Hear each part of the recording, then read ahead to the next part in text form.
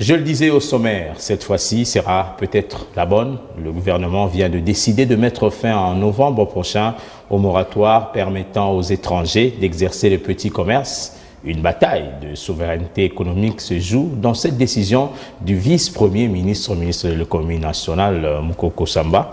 Dans la pratique, ce principe est depuis transformé en un vœu pieux. Comment donc rétablir une souveraineté légale sans fragiliser le consommateur final? La décision du gouvernement congolais de mettre fin en novembre 2025 au moratoire permettant aux étrangers d'exercer le petit commerce marque un tournant décisif.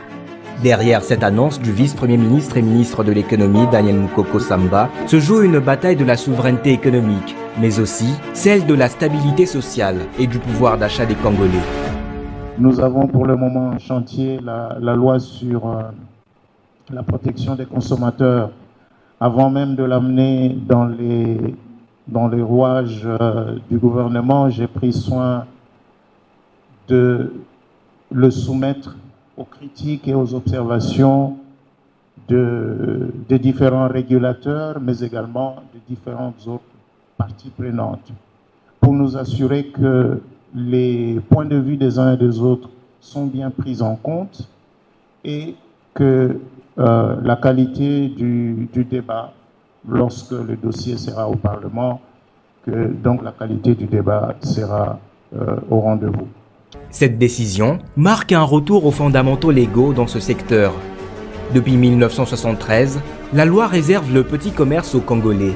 En théorie, l'intention du législateur était de protéger les petits acteurs locaux face à une concurrence étrangère jugée écrasante.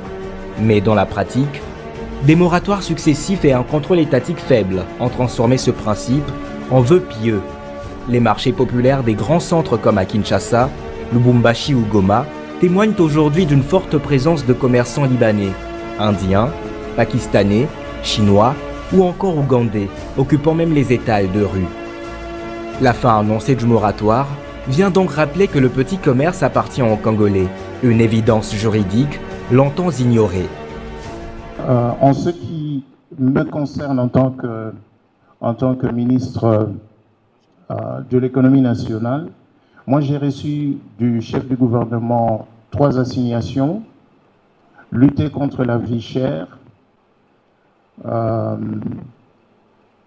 redresser le système productif et formaliser le secteur informel. Pour clarifier le cadre légal, les autorités préparent une nouvelle loi définissant avec précision ce qu'est le petit commerce, les activités concernées et les seuils applicables.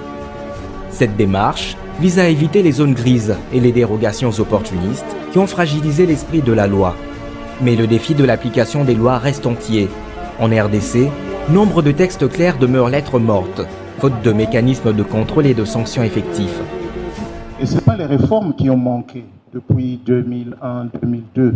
Si je me mets à citer toutes les réformes qui ont été réalisées dans ce pays, les structures publiques chargées d'animer les dispositions légales qui manquent.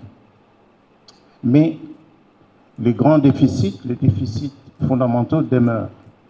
Mais il y a un autre élément certainement qui manque, c'est qu'il faut des acteurs pour diversifier une économie. D'abord, le secteur privé. Il faut des entreprises. Et les entreprises, il faut qu'elles naissent. Il faut qu'elles survivent. Il faut qu'elles prospèrent. Et pour qu'elles naissent, qu'elles survivent, qu'elles prospèrent, il faut un cadre. Pourquoi les étrangers dominent-ils le secteur? Selon plusieurs rapports des experts, le succès des commerçants étrangers s'explique par la fragilité des acteurs locaux. Ils souffrent d'isolement, de faible formation et manquent d'accès au crédit. Les atouts comparatifs des expatriés résident dans leurs capitaux solides, leur réseau communautaire efficace et leur chaîne d'approvisionnement internationale verrouillée. Il y a également et surtout la faiblesse institutionnelle, marquée par la corruption, les tolérances tacites et l'application sélective des textes. Le paradoxe ici est de voir le secteur du petit commerce protégé par la loi, mais accaparé dans les faits par des communautés étrangères organisées. Cet état de choses cache le risque d'un choc économique. Les observateurs redoutent que la fin du moratoire parvienne à des effets immédiats sur les marchés urbains, avec des conséquences comme la hausse des prix, si l'offre se contracte brutalement, les pertes d'emplois pour les Congolais travaillant dans les commerces étrangers et l'inflation importée, si les circuits d'approvisionnement internationaux disparaissent sans alternative locale. Est-ce que vous savez qu'au fur et à mesure qu'on avance, on n'aura pas de commerçants congolais? Très bien. Tout produit qui marche ici au Congo, tout produit qui marche, si l'huile, vous achetez l'huile, je ne sais pas, l'huile bon, de palme ou quoi que ce soit, on en crée un monopole. On va auprès du gouvernement, les Indiens, les autres qui sont là-bas, vont prendre les monopoles sur ces produits-là. Vous importez, nos importateurs, nos frères qui se débrouillent dans le commerce, qui importent les choses, ils sont butés à cette difficulté-là. C'est ici que l'équation économique devient délicate. Comment rétablir une souveraineté légale sans fragiliser le consommateur final? La décision du gouvernement de mettre fin au moratoire sur le petit commerce exercé par les expatriés est hautement politique et sociale. Au-delà de l'économie, cette annonce est un signal politique fort. Elle teste la capacité de l'État à protéger ses citoyens dans un secteur vital.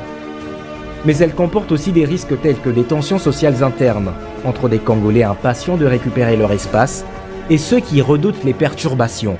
Par conséquent, le dialogue public-privé, un dialogue permanent, pas un dialogue ponctuel, mais un dialogue permanent est un élément clé pour la transformation de l'économie congolaise et pour la diversification de l'économie congolaise. C'est cet état d'esprit que nous aimerions insuffler, institutionnaliser. Quand je dis un dialogue permanent, ça veut dire qu'il se traduit dans les comportements. Les tensions diplomatiques seront également inévitables avec les pays dont les ressortissants dominent certaines niches commerciales. La question devient identitaire, quand bien même l'on sait que le petit commerce reste l'un des derniers bastions de survie économique pour les classes modestes congolaises. Mais alors, quelle est la voie à suivre? Deux chemins s'offrent à l'État congolais selon les points de vue partagés par les spécialistes. Il y a d'abord l'application strictement de la loi, mais en accompagnant les nationaux par des mesures concrètes, dont les microcrédits, la formation et favoriser la création des coopératives de sécurisation des marchés. Ensuite, il faudra maintenir une tolérance implicite qui préserverait une certaine stabilité, mais creuserait une injustice économique et affaiblirait la crédibilité de l'État. La fin du moratoire sur le petit commerce en RDC est bien plus qu'une question de réglementation. Elle cristallise un dilemme national, celui d'affirmer une souveraineté économique réelle, tout en évitant un choc social et diplomatique. Protéger les Congolais est nécessaire, mais sans un accompagnement concret, la loi risque de rester un slogan. L'épreuve de novembre 2025 sera donc avant tout un test de volonté et de capacité de l'État congolais à traduire ses promesses en actes.